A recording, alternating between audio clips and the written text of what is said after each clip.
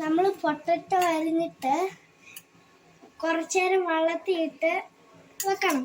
വെച്ചിട്ട് കഴിയുമ്പോൾ നമ്മൾ ഉപ്പിടണം. ഉപ്പിട്ട് കഴിയുമ്പോൾ മുളക് പൊടിയും മഞ്ഞൾപ്പൊടിയും ഇടണം.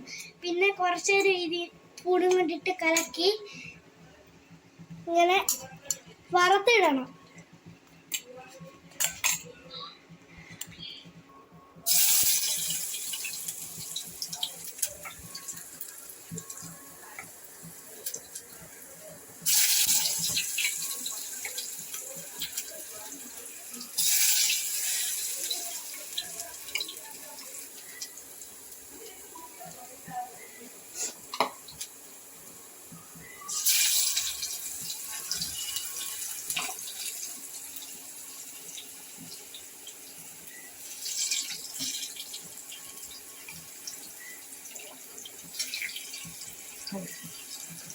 ഇത്രയും നമ്മൾ ഇട്ട് കഴിയുമ്പോൾ കുറച്ച് നേരം അടച്ചു വെക്കണം.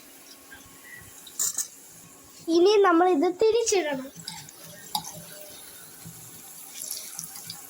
വെന്ത് കഴിയുമ്പോൾ നമ്മൾ പാത്രത്തിനകത്തിട്ട് തിന്നണം.